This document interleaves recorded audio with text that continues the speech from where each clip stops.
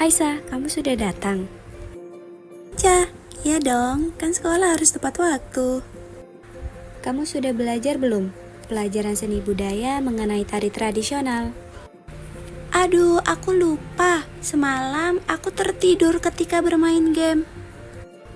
Kalau begitu, nanti kita minta ke Budina aja untuk menjelaskan tentang materi tari tradisional ini.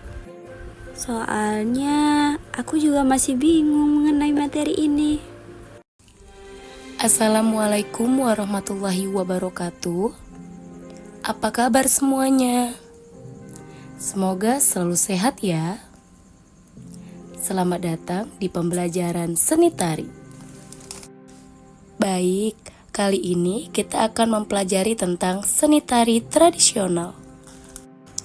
Tujuan pembelajaran pada hari ini adalah peserta didik mampu membandingkan berbagai macam pertunjukan tari tradisi dan kreasi berdasarkan makna, simbol, dan nilai estetis dari perspektif berbagai aspek seni sesuai dengan pengalaman dan wawasan. Alur tujuan pembelajaran pada hari ini adalah peserta didik mampu menganalisis jenis tari pada tari tradisi.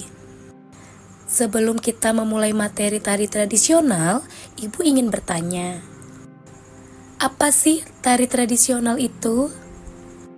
Saya, Bu. Tari tradisional adalah tari yang berkembang secara turun-temurun di suatu daerah tertentu. Ya Caca, benar sekali jawabannya.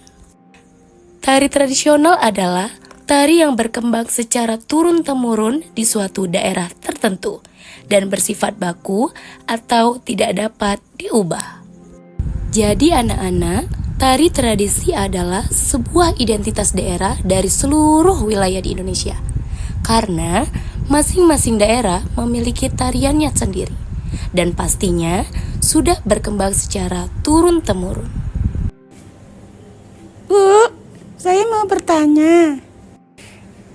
Karena kita sekarang berada di Sumatera Utara, tepatnya di Kabupaten Deli Serdang, berarti Deli Serdang memiliki tari tradisi juga ya, Bu? Baik, terima kasih Aulia. Pertanyaan yang sangat baik. Ya, betul sekali. Jadi, di Deli Serdang ini memiliki tari tradisi yang nama tariannya adalah Tari Serampang 12.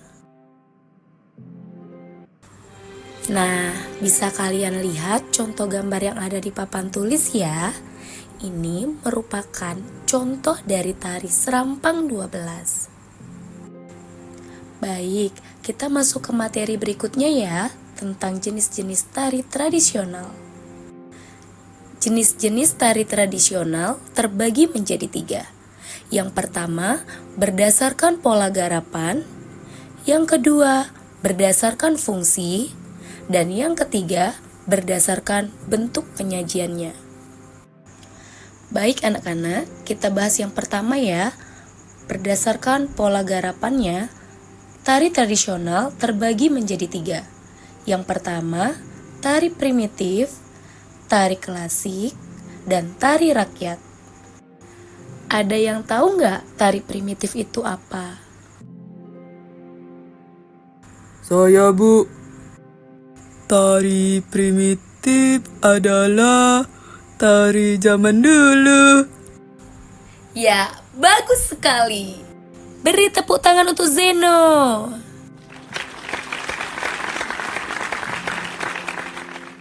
Apakah ada lagi yang ingin menambahkan?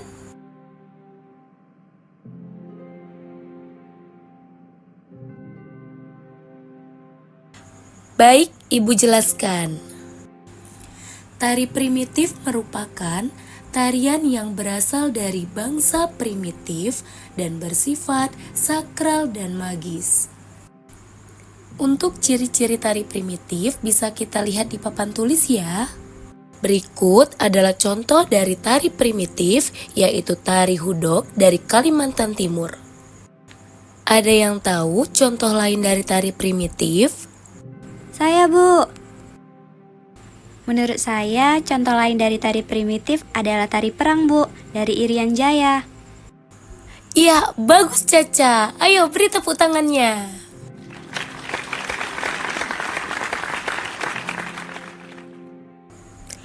Contoh lain dari tari primitif yaitu tari Kataga dari Nusa Tenggara Timur. Yang kedua adalah tari klasik. Tari klasik merupakan tari yang hidup dan berkembang di kalangan bangsawan dan kalangan istana. Berikut adalah contoh tari klasik. Yang pertama adalah tari Sekapur Sirih dari Jambi. Yang kedua, tari Gambyong dari Jawa Tengah. Yang ketiga, tari Kipas dari Sulawesi Selatan. Yang ketiga adalah tari rakyat. Tari rakyat merupakan tari yang berkembang di kalangan rakyat dan lebih mengutamakan faktor hiburan dan keakraban. Berikut ciri-ciri tari rakyat bisa kita lihat di papan tulis ya. Baik, tadi kita sudah membahas mengenai jenis tari berdasarkan pola garapannya. Selanjutnya, kita akan membahas mengenai jenis tari berdasarkan fungsinya. Jenis tari tradisional berdasarkan fungsinya ada 3, yaitu yang pertama tari upacara, yang kedua tari hiburan, dan yang ketiga tari pertunjukan. Tari upacara merupakan tari yang erat hubungannya dengan kepentingan-kepentingan agama dan adat. Tari upacara juga memiliki sifat sakral dan magis. Contohnya adalah yang pertama tortor dari Sumatera Utara, tari perang dari Irian Jaya, tari sangyang dari Bali, tari toping-toping atau huda-huda dari Sumatera Utara, tari nguntingbuk dari Sumatera Utara. Yang kedua adalah tari hiburan. Tari hiburan merupakan tari yang lahir sebagai ungkapan rasa kegembiraan dalam pergaulan dan memiliki gerak yang spontan. Tari hiburan juga bersifat menghibur atau gembira ria. Contohnya adalah tari ronggeng dari Sumatera Utara, tari jaipong dari Jawa Barat, tari gole-gole dari Papua, dan tari bumbung dari Bali. Yang ketiga adalah tari pertunjukan.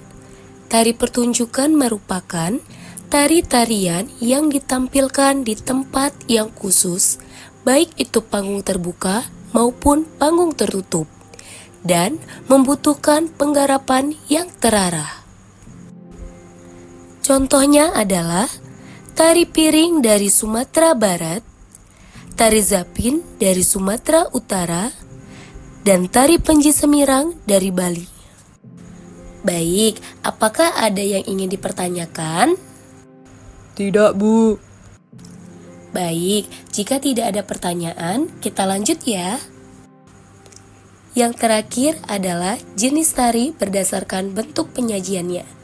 Jenis tari berdasarkan bentuk penyajiannya terbagi menjadi 4. Yang pertama, tari tunggal, tari berpasangan, tari kelompok, dan tari massal. Sampai di sini pertemuan kita pada hari ini. Sampai ketemu di pertemuan selanjutnya.